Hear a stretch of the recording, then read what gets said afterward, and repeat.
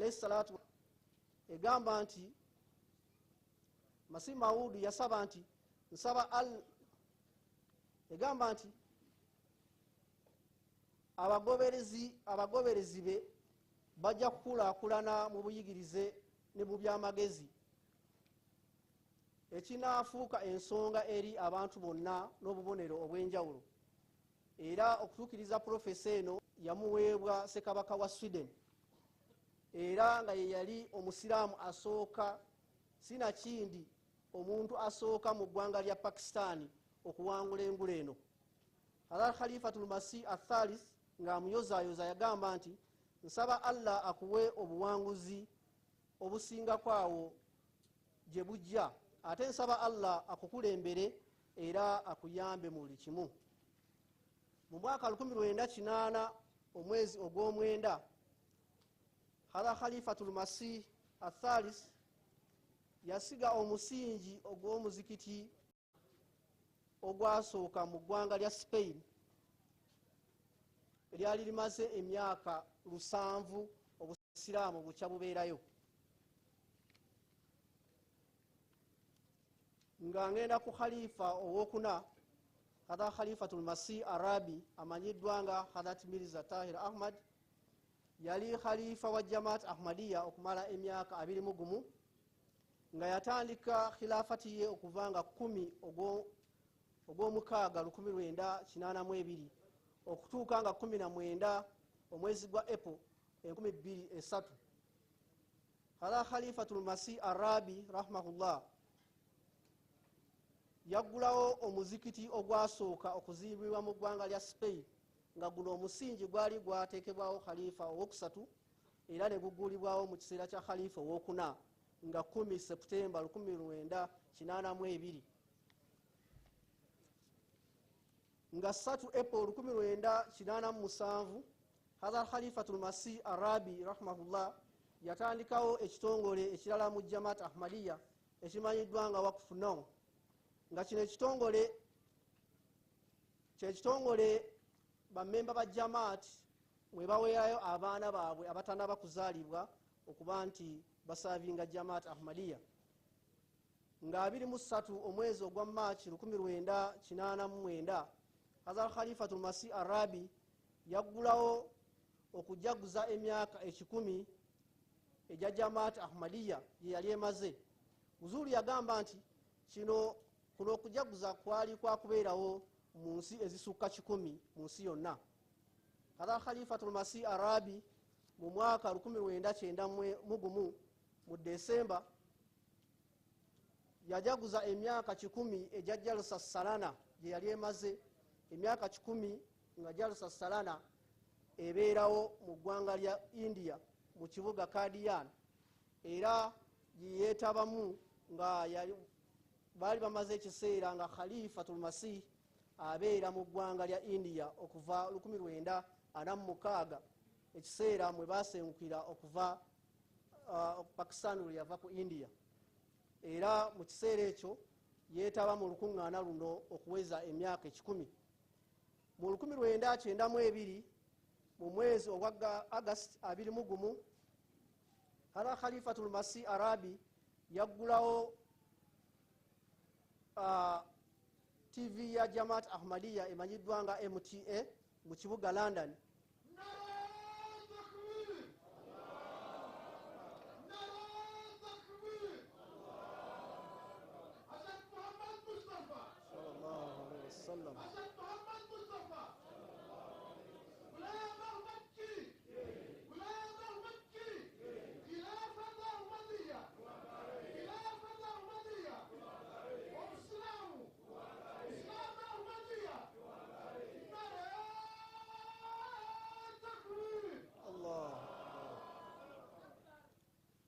Era mu mwaka 1993 Hazrat Khalifatul Masih Arabi yatandikawo enkola gye tuyita International Bayat nga ebeerawo mu kiseera kya Jalsa Salana abasiraamu bonna mu nsi yonna mwe beetaba mu kukola bayat ku mukono gwa khalifa abeerawo.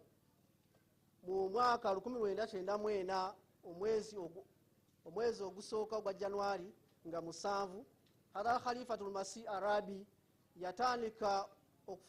yatandikawo okufulumya olupapula olw'amawulire olumanyiddwa nga Al-Fazil International mu kibuga London nga 12 omwezi ogwa February 1994. Hadha Khalifatul Masih Arabi yatandika okunnyonnyola Quran entukuvu ku TV ya Jamaat Ahmadiyya emanyiddwa nga MTA nga yavunulwa mu nnimi ez'enjawulo, ennimi omuli Oluwarabu, French, Russia ne Bosnia okuyamba abalabi abalala okugitegeera. Mu 1994 omwezi ogwa March nga 23, Hadha Khalifatul Masih Arabi yatandika okusomesa eddagala erimanyiddwa nga homeopathy ku MT. Lectures za Hadha Khalifatul Masih Arabi zakuŋŋaanyizibwa ne zikolebwamu ekitabo era ekiyamba okusomesa eddagala lino mu bitundu ebyenjawulo. Si ekyo kyokka, mu ggwanga lya Pakistan mu kibuga Rabwa eddwaliro erimanyiddwa nga Tahir Homeopathic Clinic and Research Institute Masih Arabi mu mwaka 1990 eggwanga lya Turkey omwafiira abantu abawerako 1,500. Hadha Khalifatul Masih yawaayo obuyambi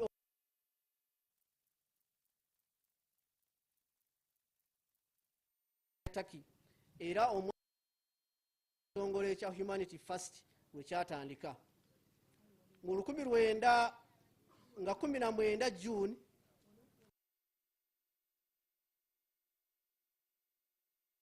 Hadha Khalifatul Masih nga lino ly'eggwanga lira eggwanga lino era mu mwezi gw'omukaaga nga 28 Khalifa yasinkana ne president w'eggwanga lya Indonesia. Mu mwaka gwe gumu nga 29 December Hadha Khalifatul Masih Arabi mu kuyingira ekyasa ekipya Huzuru yasaba abagoberezi ba Jamaat Ahmadiyya okuganyirwamu kyasa kino ekipya. Engeri y'okukiganyirwamu kujja kubeera nti bateekawo embeera nti 1/10 ekyensi yonna kitegeera obusiraamu obwannamaddala era nga balina okusaasaanya omulanga nti Hadhrat Isa oba Yesu yali akkiriza mu bwannamuligina obwa Katonda. Mu mwaka 2003 nga 21 omwezi ogwa February Hadha Khalifatul Masih Arabi yatandikawo ekitongole ekirala mu Jamaat Ahmadiyya ekimanyiddwa nga Maryam Shadi Fund nga kino ekitongole kyali kyakuyambako abaana ab'obuwala mu ggwanga lya Pakistan ababa batuuse obufumbo naye nga baba mu families enjavu okubayambako okubeera nti baganyirwa oba bafuna obufumbo.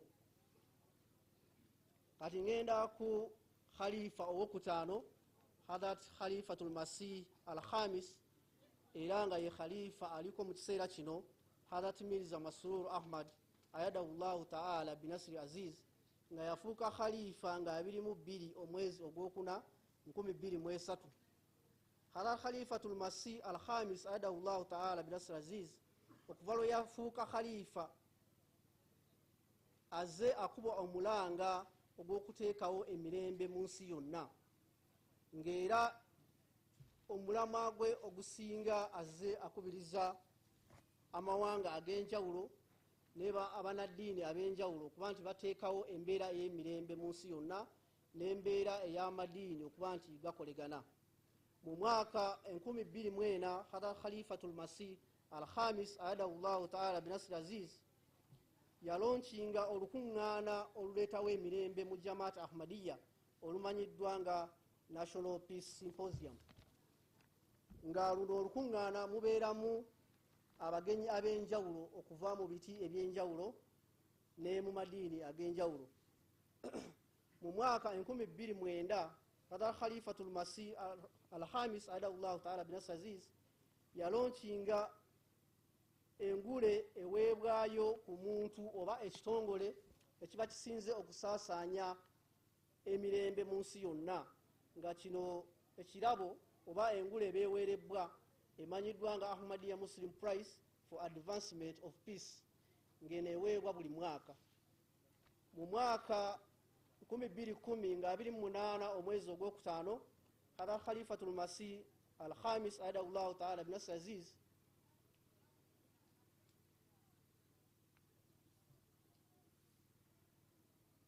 oluvannyuma lw'abalabe ba Jamaat Ahmadiyya okulumba emizikiti gya Jamaat mu ggwanga lya Pakistan mu mwaka 2010 nga 28 mu mwezi ogwa May, ne batiramu abantu abawera 86 ku Zuulu, nga alabula bammemba ba Jamaat yabagamba nti okwanukula embeera eno balina kwanukula nga basaba Mukama Katonda, era balina okuba nti basabira eggwanga lyabwe okubeera mu butebenkevu, ng'era boolesa bukkakkamu na mirembe.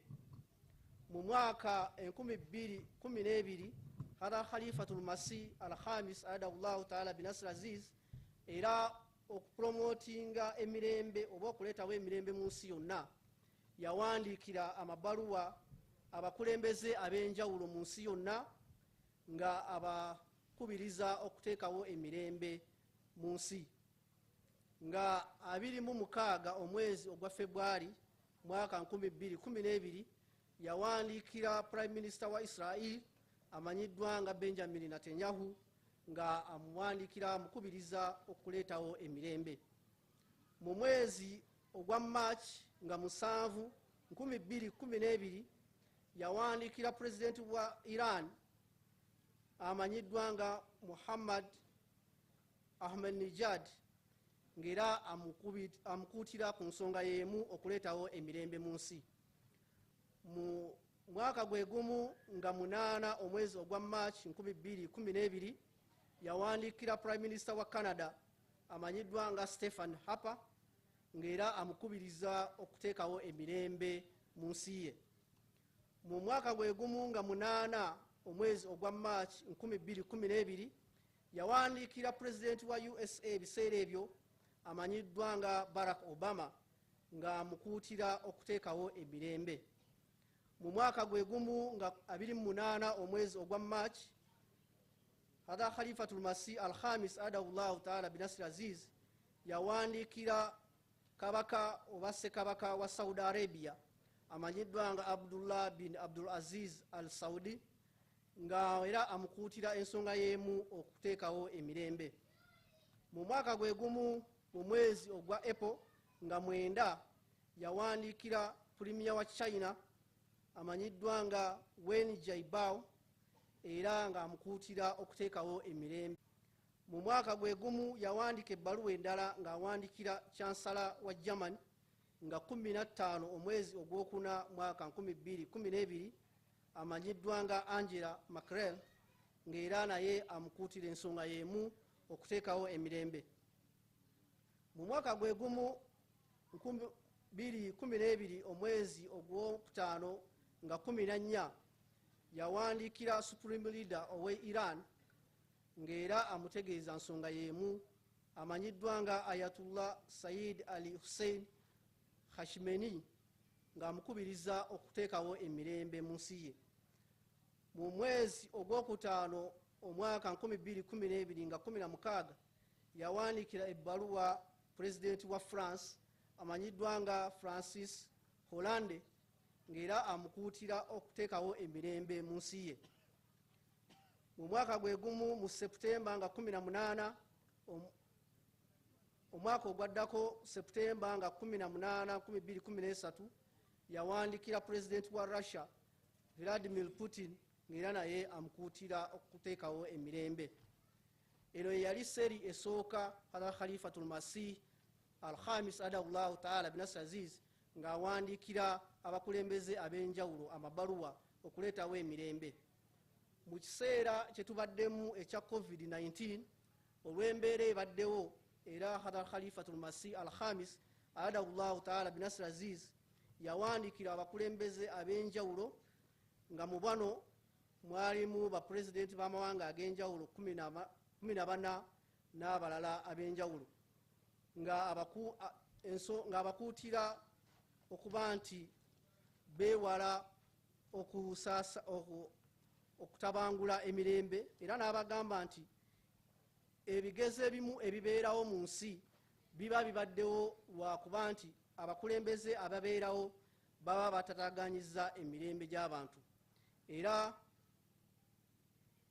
ku nsonga eyo Khalifatul Masih al-Khamis adallahu ta'ala binasir aziz yawandiikira pulezidenti wa USA mu kiseera ekyo yali Donald Trump nga 2 omwezi ogw'omukaaga 2020 ng'amukuutira okuteekawo emirembe.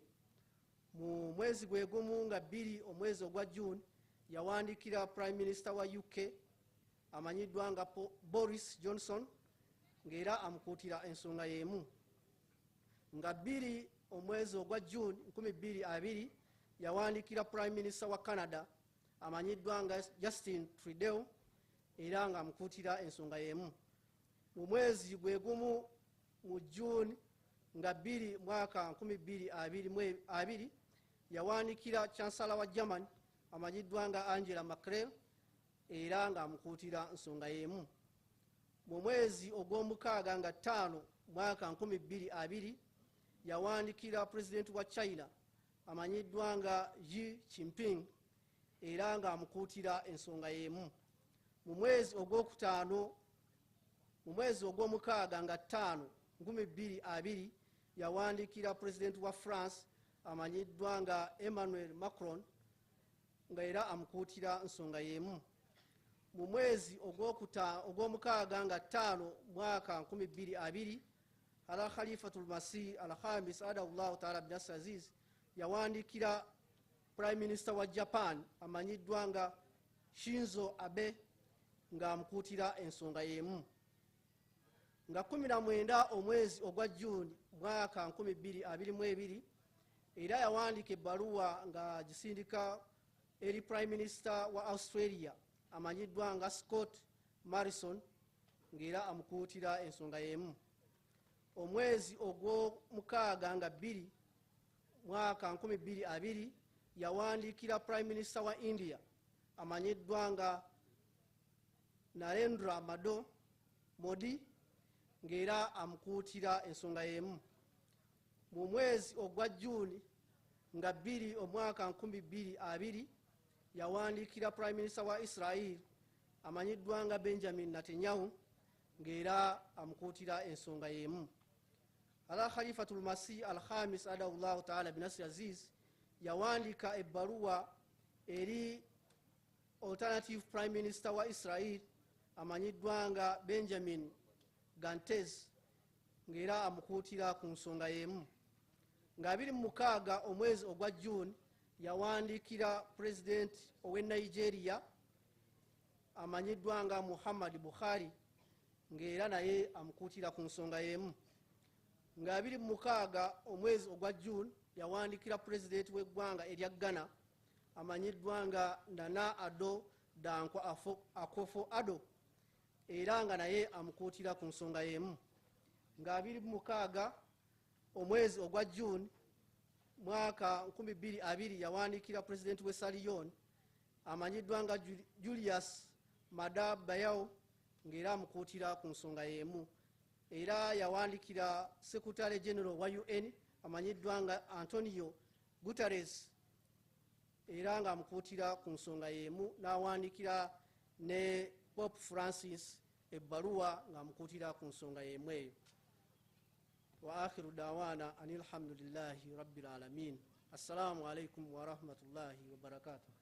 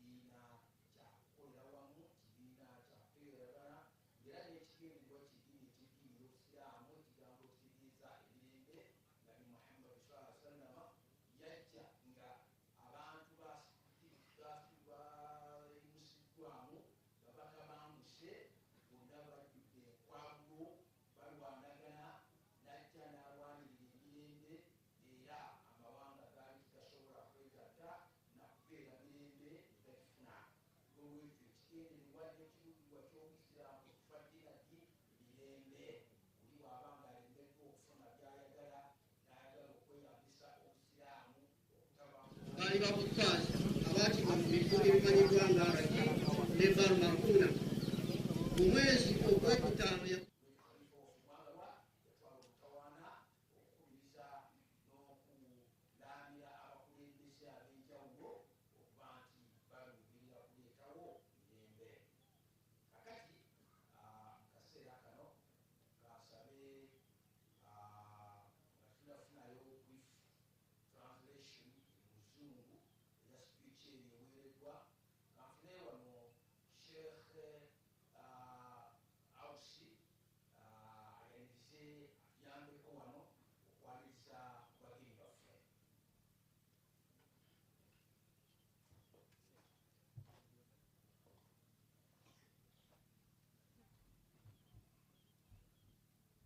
السلام عليكم ورحمة الله وبركاته.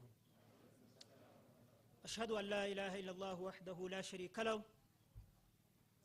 أشهد أن لا إله إلا الله وحده لا شريك له. وأشهد أن محمدًا عبده ورسوله. أما بعد فأعوذ بالله من الشيطان الرجيم. بسم الله الرحمن الرحيم. وعد الله الذين آمنوا منكم وعملوا الصالحات ليستخلفنهم في الأرض كما استخلف الذين من قبلكم. nyakubahwa amiri wa Uganda, banyakubahwa abungirije amiri banaibin, nyakubahwa Dr. Kefa umudepite w'aka karere, banyakubahwa mwese mwitabye ubutumire bwacu, banyarwanda namwe banyarwandakazi, mumbabarire ntabwo ndi burondogore, ntabwo ndi buvuge izina kurindi, ariko ndabakiriye mu izina ry'Imana hano muri iki giterane cy'abayisilamu b'Ahmadiyya gisanzwe kiba ariko kidakorerwa muri aka gace, muri aka karere. Mwajyaga mucyumva gikorerwa mu bindi bice ikamara muri Seta, ariko umunsi wa none umuyobozi wacu mukuru yemeye ko muri uyu mwaka tugikorera muri aka gace. Ngewe rero nje hano kubashimira banyarwanda namwe banyarwandakazi ndetse n'Abahmadiyya mwese, namwe batari Abahmadiyya mbahaye ikaze muri Ahmadiyya, kandi muri iki gice dutuye mu Cyanamba mwicare amahoro, mwumve ko muri mu rugo iwanyu rwose. turanezerewe cyane. Umurongo insomye wa Qur'ani ntagatifu nubwo mpawe minota mikeya, ariko ni umurongo ugize uyu munsi kuba duteraniye hano, kuko ni umurongo mukuru cyane muri Qur'ani ntagatifu. Imana itubwira iti yagize amasezerano n'abemeramana yuko nibubahiriza amategeko yayo bakayisenga, niba yibandikanye n'ibindi ibigiramana, izabatorera umusimbuzi cyangwa usimbura intumwa, kugira ngo ihore uwo musimbuzi ahora bakangurira ibyo bakwiriye gukora n'inyigisho izo bagomba kugenderaho z'intumwa y'Imana Muhammad sallallahu alayhi wa sallama. Niyo mpamvu rero uyu munsi duteraniye hano, kubw'iyo mpamvu y'umusimbuzi dufite muri Islam Ahmadiyya. Ntabwo ndi bujye mu magambo menshi, ariko ndanezerewe cyane, Jamaat Ahmadiyya iranezerewe. Banyakubahwa mwese murakoze kwitabira ubutumira bwacu. Twabahaye ubutumirwa dukererewe, natwe nuko byaje. Ndakeka ko abayobozi bose n'abantu bose, abanyarwanda bose duturanye hano bakabaye turi kumwe nabo, ariko natwe byaradutunguye hano ndakeka ko iyi tenti akaba yuzuye abanyarwanda gusa ariko turishimye cyane turabishimiye cyane murakoze muragahora n'uwo mutima kandi muragahora n'Imana. Assalamu alaikum wa rahmatullahi wa barakatuh.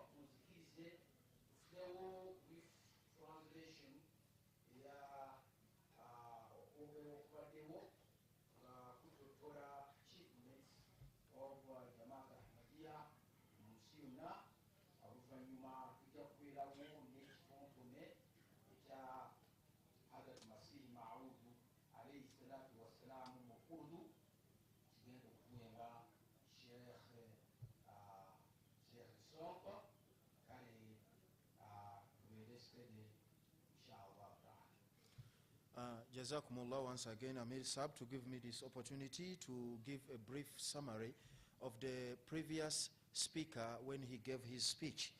Now, when he started with Tashahud and Ta'awud with Basmala, he started some of the achievements of the Khilafat Ahmadiyya. He started with the first Khalifa, and he said that the first Khalifa only ruled for only 6 years, whereby he started from 1908 to 1914, and he did the following achievements. In 1909, he started the foundation of Madras Ahmadiyya and Ta'lim Islam, and also he did the scrutiny of every book of Promised Messiah, and every year one book was being accomplished when the scrutiny was being done.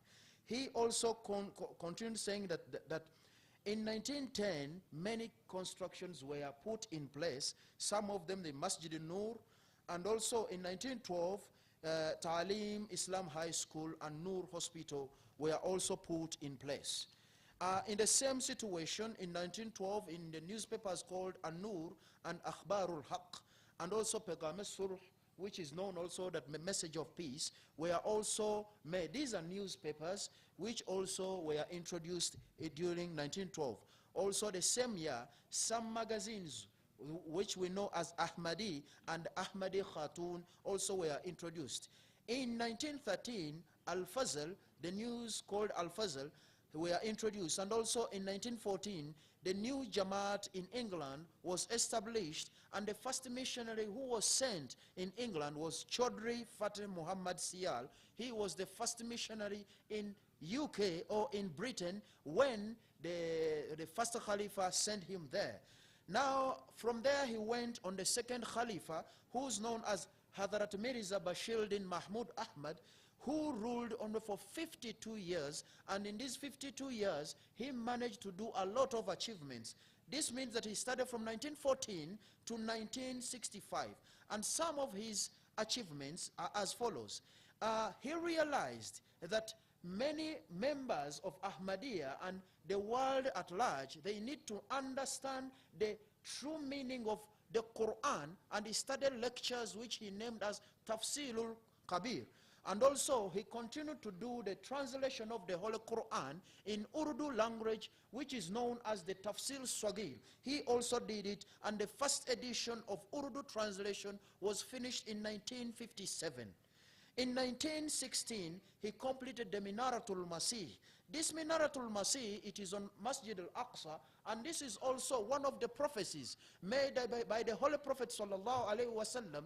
Yanzilu Isa in the Minaratul Baydai Sharq Damashq, that the Messiah will descend on the white minaret in the east of Damascus. So he completed it to complete this prophecy which the Holy Prophet sallallahu alaihi wasallam had prophesied before. In 1919, many offices were added on Sadr Anjuman Ahmadiyya. This department, some like the Department of Education, Secretariat, and also he ordered that leaders should be elected in different cities so that the Jamaat should disseminate all over the world. This started in Pakistan, but now it went on all over the world. In 1922, Majlis Mushawara was introduced, and this is done every year. Majlis Mushawara, many people know it as Majlis Shura. This is a consultative body of the Islam, of Jamaat Islamiyya Ahmadiyya, whereby many members, leaders of the Jamaat bring their suggestions to table so that they discuss them and they see how the Jamaat could move on from one step to another. This Majlis, or this thing was introduced by the second Khalifa in 1922. In 1924, the first meeting of all different religions in Wembley Exhibition, London, he was also present there, the second Khalifa, and also this gave him a chance of laying the foundation stone of the first mosque in England, which is known as Baitul Fazl, and later it was opened in 1926. Now, also, in 1925, he introduced a body known as Darul Qadha. This one is a jury body, or a body whereby we have to unite the members of Ahmadiyya in Islam in different issues. If they have some disunity in them among members, this body was put there, but it moves through following the Quran, the rules in Quran, the sunnah of the Holy Prophet sallallahu alaihi wasallam, as well as the sayings of the Holy Prophet sallallahu alaihi wasallam. In 1934, he introduced Tahrik Jadid. Tahrik Jadid is one of the movement whereby people have to gather some money for the help of the disseminating of the message of Islam to the whole world, so that even those people who are not able to come near to get this knowledge, the knowledge can reach them in all ways. And also in 1935, he introduced Al-Fazl Dairy newspapers. During the time of the first Khalifa, it was weekly newspaper, but now the second Khalifa introduced it again, that it comes out, it is published daily. Also, in 1922, he introduced Lajina Imaila, and in 1926, he introduced the magazine called Al-Misbah. In 1928, Nusrat High School was also started, and in 1951, Jamia Nusrat in Rabwa was also put in place.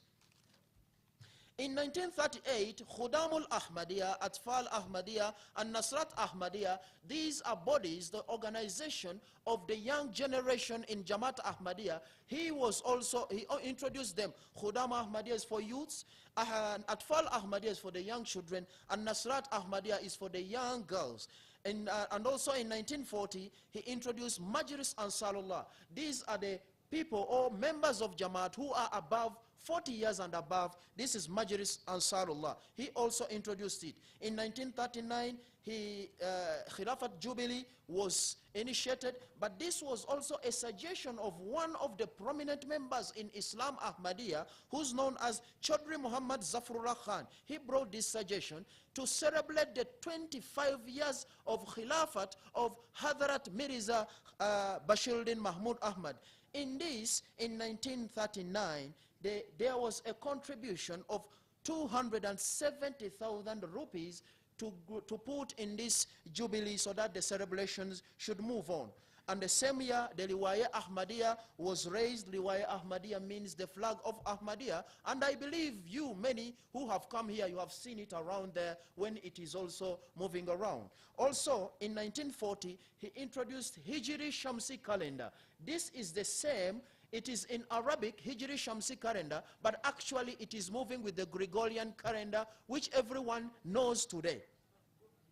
Also, in 1948, the construction of Rabwa. It should be known that it was in 1948, that's when the partition of India was done. That's why we see India, we have Pakistan, we have Indonesia, Bangladesh. So after the partition, they started the construction of Rabwa, whereby the Khalifa had to go there. And also, he went in 1949, that's when he migrated from Lahore to Rabwa. 1957, he started Waqf Jadid. Also, this one is a collection and it's a movement whereby people collect money also only and only to make Islam Ahmadiyya flourish all over the world.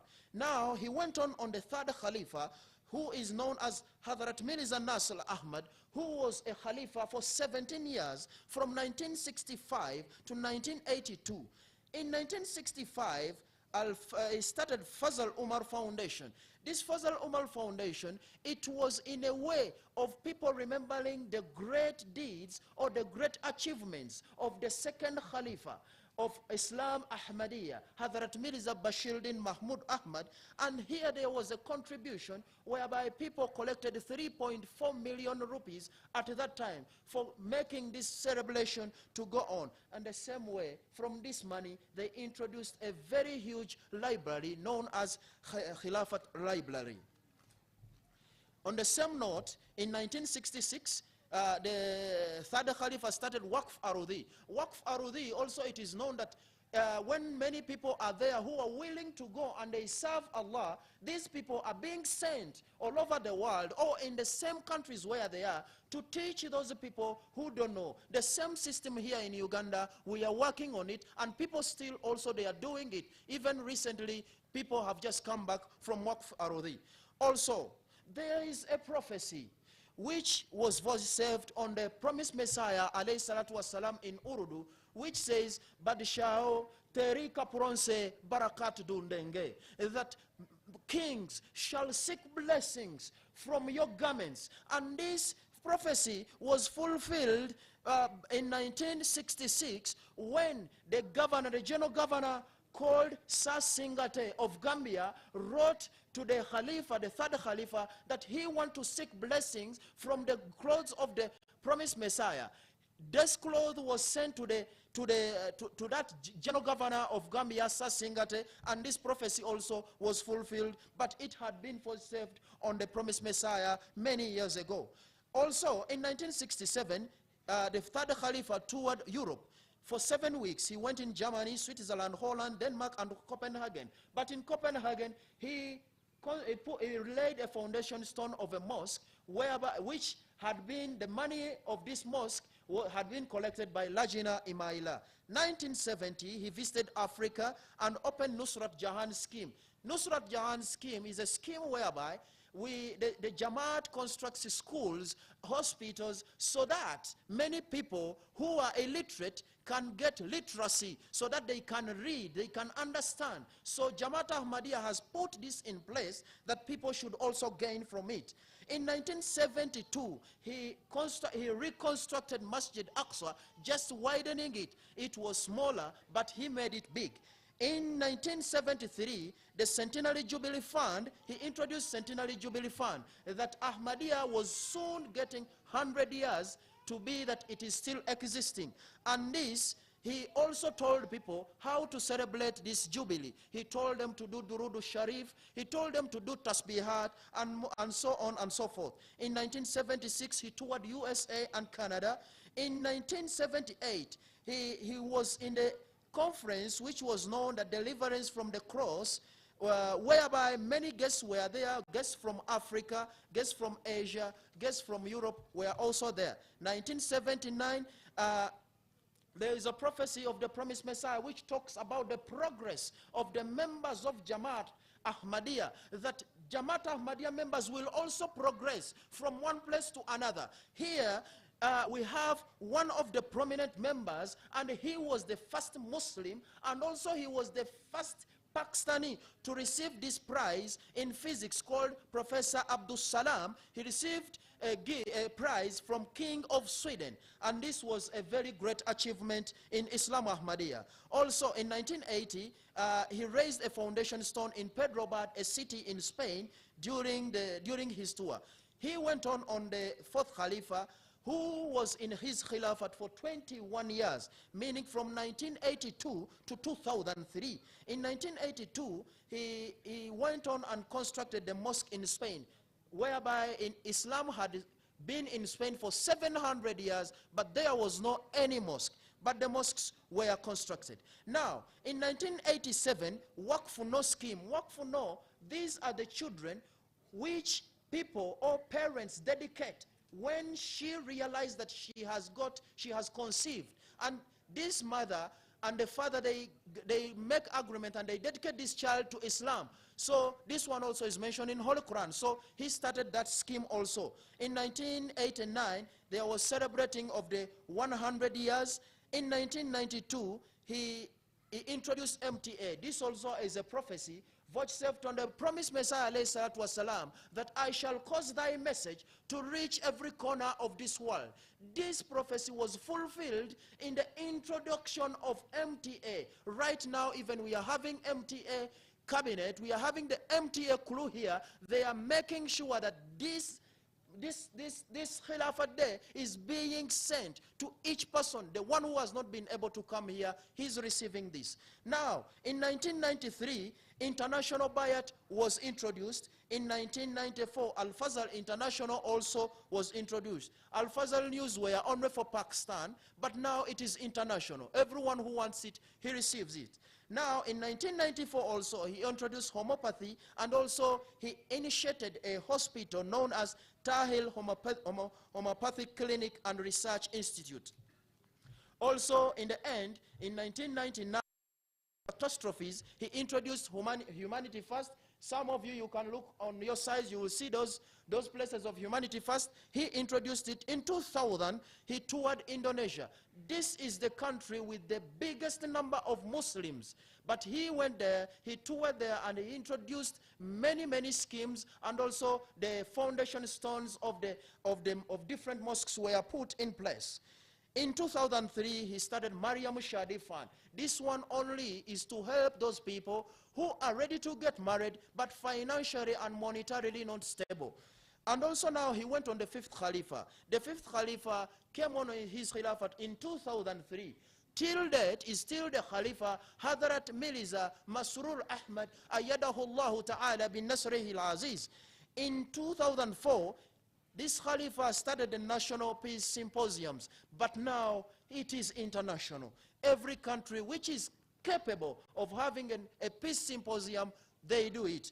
In 2009, Ahmadiyya Muslim Prize for Advancement of Peace, every year this prize is being given to those people who have successfully worked hard more than others. Now in 2010, there was a terrorism attack in Pakistan, whereby many Muslims were annoyed because many Muslims were also killed in the mosques. He urged all Muslims to continue praying and also keep patience, but not to go into chaos and bring more deterioration in their iman. Also, in 2012 to 2013, he wrote letters to many leaders telling them to bring peace. Now in 2020, he wrote letters because of the COVID-19. This was a warning to the leaders who are not bringing peace and those people who are not believing. The Khalifa of Allah, Hadrat Khalifatul Masih, Ayyadahullah Ta'ala bin Nasr Aziz, wrote letters to these leaders to put peace in their countries and in the whole world as well. And now we are seeing the consequences of some of the leaders who never paid heed. Assalamu alaikum wa rahmatullahi wa barakatuh.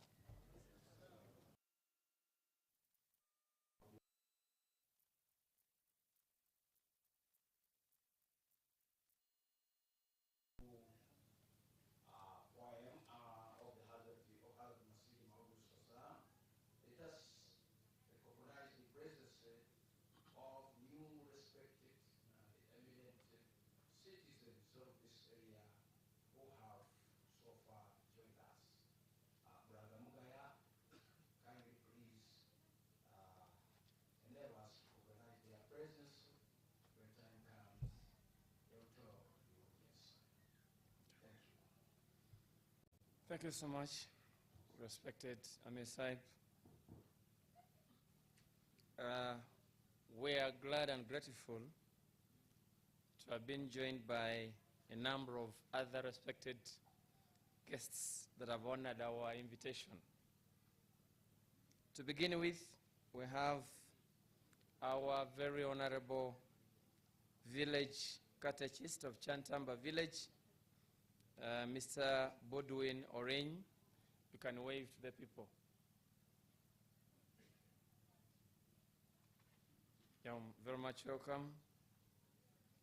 We have the Honorable Chairperson of LC3, Dwanilo Sub-County, Mr. Aaron Mujenyi. You're very much welcome.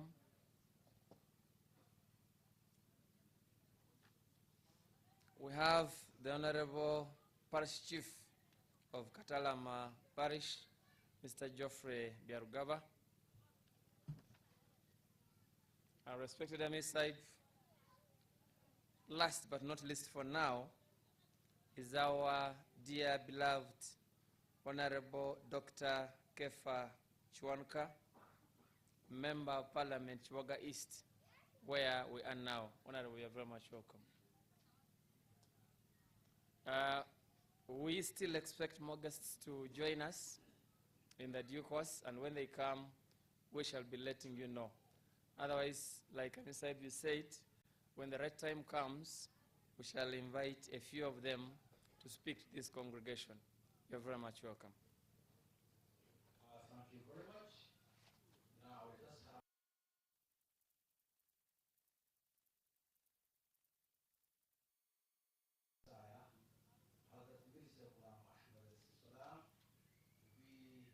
recited for us by Sheikh Nasir Soko.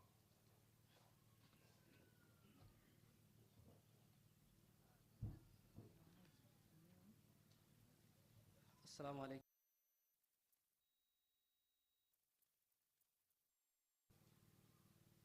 Ekitontome kino kyawandiikibwa Sayyidina Ahmad alayhi salatu wassalam, omutandisi wa Jamaat Ahmadiyya, ng'ayogera era ng'alabula ensi ku ssematalo ow'ensi yonna oba world war. Gano ge makulu g'ekitontome. Waliwo ekijjulo ekiribaawo oluvannyuma lw'ennaku abangemu abantu, era nga n'ebikifaako Katonda omusaasize ennyo abirambika mu Quran emirundi egy'omujjirano. Okusinziira ku bigambo ebirambulukufu mu kubikkulirwa okw'amazima, si kirala okuggyako musisi, naye era kisobokera ddala okulabikira mu ngeri endala yonna. Tekibangawo mu mulembe gwonna era tewabangawo kikyefaananyiriza kyonna. Kijja kuba si kya bulijjo, kirowoozebwe n'okulowoozebwa nti luno lwe lunaku lw'okulamulirwako. Enkyuko eribuutikira enkumi n'enkumi z'abantu omulundi gumu, ate ku ludda olulala nga waliwo abasagambiza ng'abakimezezza okwenjala. Naye ku lw'ekisa kya Katonda tewajja kubaawo kutya kwonna eri abo abeetoowaze era abakkakkana nga beekeka ekibambulira kino. Naye ekisanyu kiri nti buli kimu kiri mu mikono gya Mukama Katonda, mu busungu obungi oba mu ssanyu lyonna. Naye kino kiribaawo ddi? Katonda akirinako obuyinza y'amanyi ddi lwe kiribaawo. Oluvannyuma lw'egganda lw'okumulisa olwo nno ekigambo kya Mukama Katonda kirituukirira. Kuno kwe kubikkulira kwa Mukama Katonda, era abalina amagezi mufumiitirize mwenna. Era n'oluvannyuma mujjukire ebigambo bya Qur'ani ebigamba nti era awo ensi bwe erikankanyizibwa olukankana lwayo, olunaku luno lulibaawo nga lutuukiriza ekyalangibwa mu ngeri yonna. Kalam Hazrat Aqdas Muslim Maud alayhi salatu wassalam.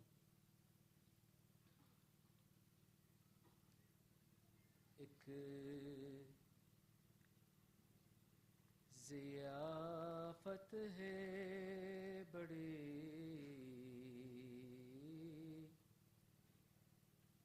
ए गाफिलो कुछ दिन के बाद, एक ज़ियाफ़त है बड़ी, ए गाफिलो कुछ दिन के बाद, जिससे कि देता है खबर फुरक़ा में रहमा बार बार, जिससे कि देता है खबर مقام رحمہ بار بار وحی حق کے ظاہری زلزلہ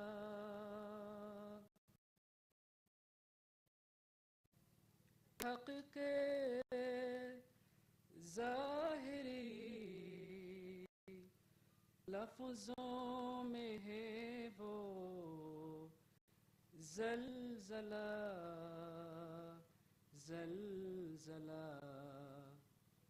لیکن ممکن ہے کہ ہو کچھ اور ہی قسموں کی مار لیکن ممکن ہے کہ ہو کچھ فوق عادت ہے کہ سمجھائے شمار فوق عادت ہے کہ سمجھائے گا روز شمار ایک ضیافت ہے بڑی اے غافلو کچھ دن کے بعد ایک دم میں غم قدے ہو جائیں گے اشراط قدے ایک دم میں غم قدے ہو جائیں گے اشراط قدے اشراط قدے شادیاں کرتے تھے جو پیٹیں گے ہو کر سوگوار شادیاں کرتے تھے جو پیٹیں گے ہو کر سوگوار پر خدا کا رحم ہے کوئی بھی اسے ڈر نہیں ان کو جو جھکتے ہیں اس درگاہ پہ ہو کر خاکسار ان کو جو جھکتے ہیں اس درگاہ پہ ہو کر خاکسار ایک ضیافت ہے بڑے اے غافلو کچھ دن کے بعد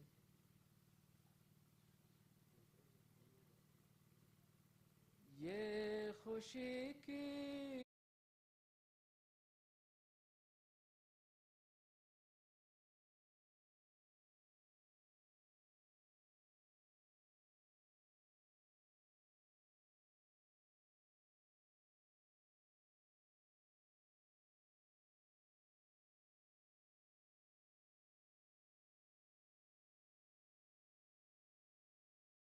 ہاتھ ہے وہ جو ہے دماغ زب میں اور ہے آمرزگار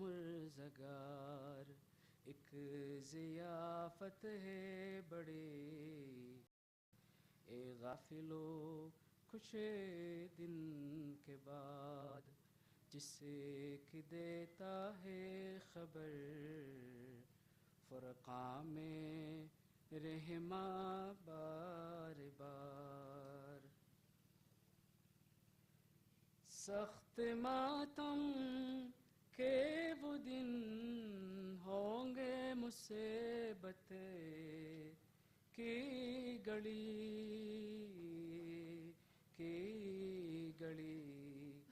لیک وہ دن ہوں گے نیکوں کے لیے شیر سمار لیک وہ دن ہو